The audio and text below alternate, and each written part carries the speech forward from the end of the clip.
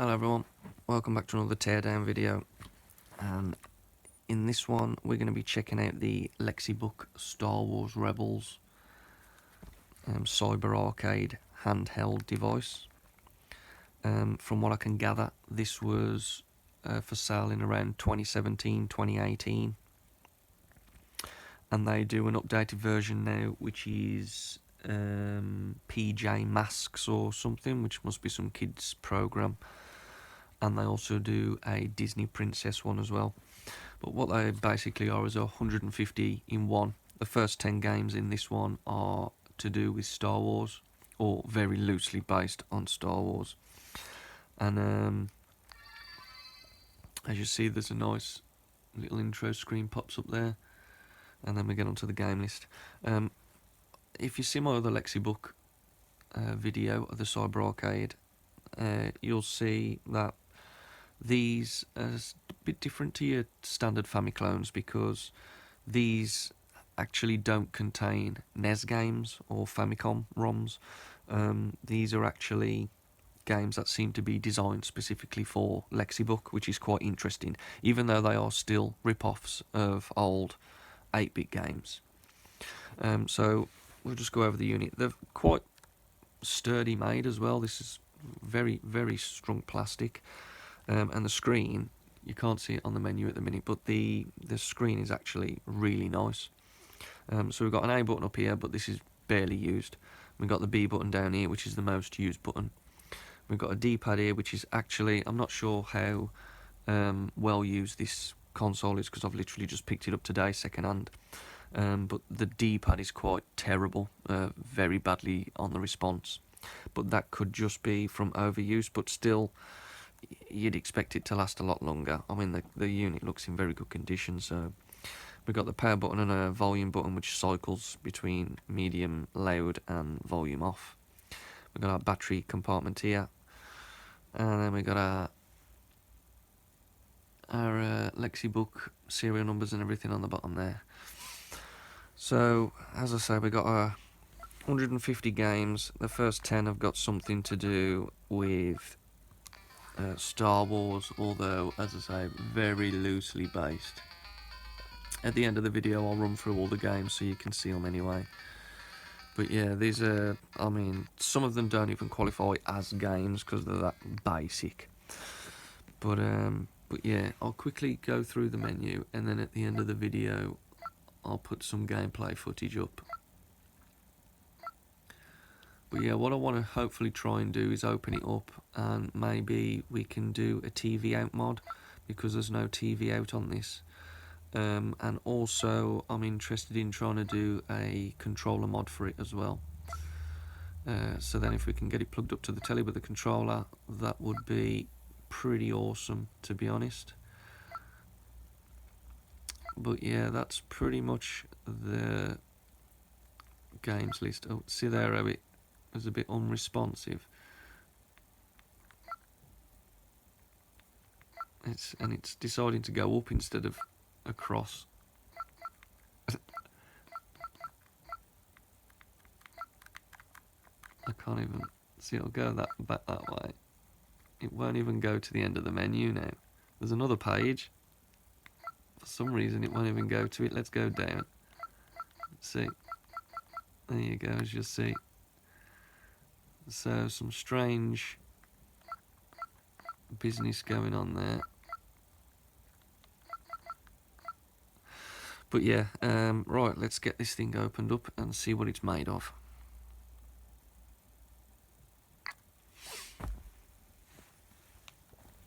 Right, to open the unit, all we needed to do was undo the 4 screws and just pry it open.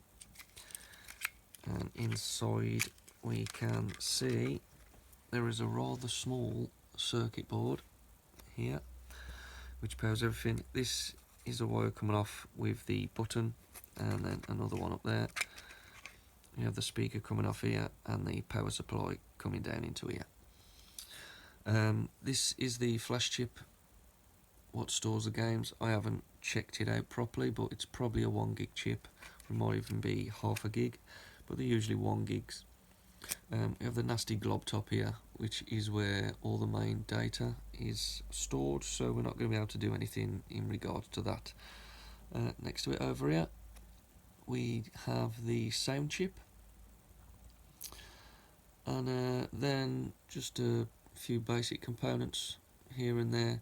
We have the screen here, which we have a lot of test points all over, so I'm going to do some testing and see exactly what these test points do.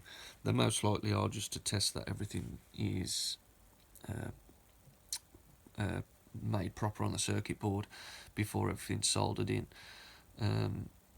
But there might be some things there because there's no marking straight away for anything to do with TV out, and that obviously screen will be running on RGB, so I'm gonna have to try and figure out if anywhere there is a TV out on it, but I doubt it very much. But we might be able to pull that. I'm going to undo the bottom so we can just check the bottom section out, which is where the dpad is stored as well.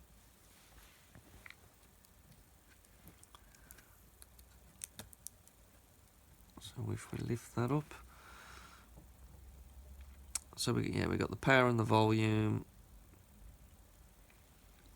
You can see that.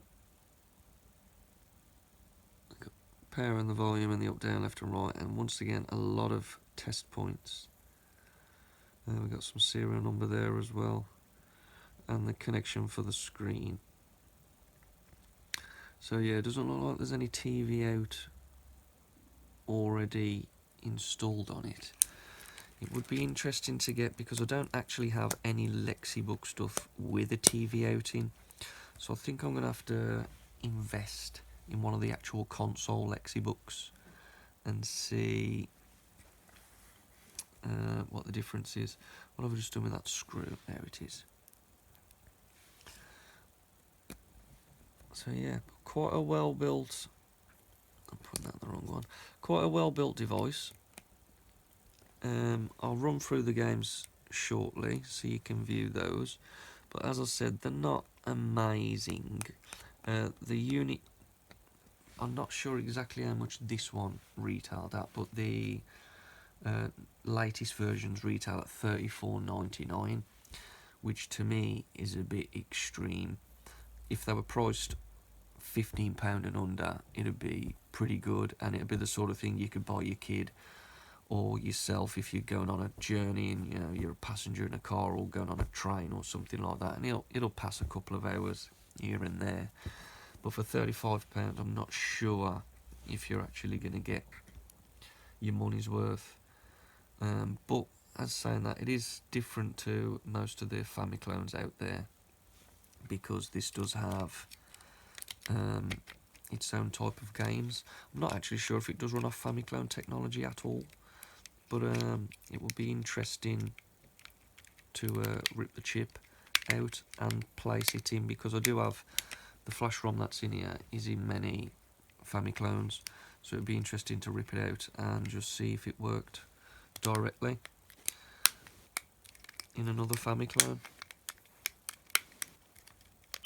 But yeah, we'll put it back together, we'll run through the games, and then I'll get those test points tested later and see if we can get any mods done to it. But yeah, overall, not a bad unit, but yeah, I wouldn't really pay £35 for it. But yeah, let's take a look at the games. Well, now what I've decided to do, instead of showing you all the games now, because that's going to take quite a long time, I've already gone through them all and I've written down a bunch of games that I think are actually quite good. And there are about 20 games on the system, which you will get quite a lot of enjoyment from. I'll run through a few now, I won't go through them all, but they will all be listed on the Retro Detect website. But the first one, we've got this golf game, which is actually quite a decent and really well made sort of golf game. But yeah, it seems to be, I'm not sure how many holes are in it, I haven't given it a full play yet, but it seems quite decent, and I'd assume there's at least 9 holes. But yeah, that's quite a decent game. We've got some other ones on here as well, like Dual Quest, which is a, well, you'd think it was a Dual Quest clone, but it's actually a Boulder Dash clone, which is 51. You'll see here we have some sort of Boulder Dash, but you're playing as some kind of llama or something like that. Now there are a few other games on here that duplicate this. There's probably about 40 games on the system which are duplicates of other games. So there are a few duplicates, but there are quite a lot of unique games on here. We have another mini golf one, which is like a top-down golf. We have Fruit Rotation, which is, I love this game, this is Fruit Fall. Now this does seem to be the same as the Phoenix Games version on the PS2, so I'm going to do a bit more looking into this, because I'm not sure where they actually licensed it from, because System 3 also did a release of Fruit Fall on the PS2. The different games, which is quite, I always found it quite strange why two companies release the same game. Well, the same sort of game based on the same idea, but you know, with differences. We have an interesting pinball game,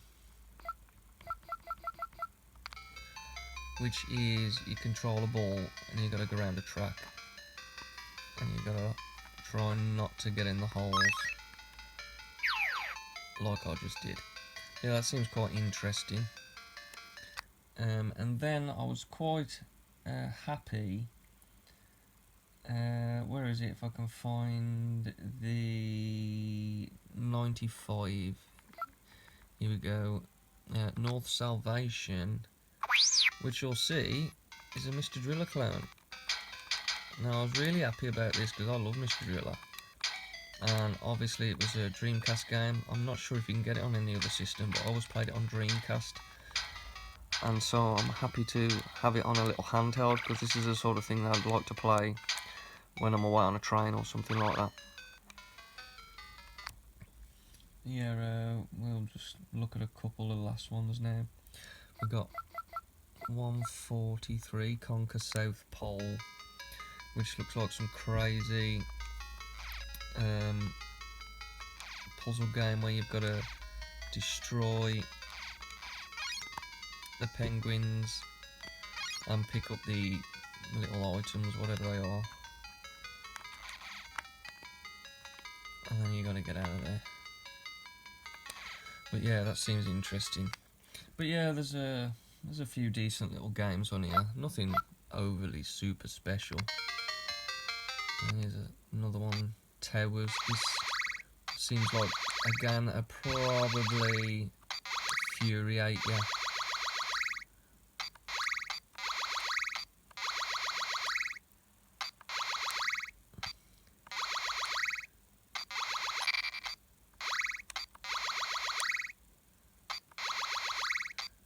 Yeah, this is the sort of game it's going to take a lot of concentration, but I thought that would be quite fun to go through. But yeah, as you'll see, there's a few decent games on here. I mean, the Star Wars games themselves are a bit boring, really. You know,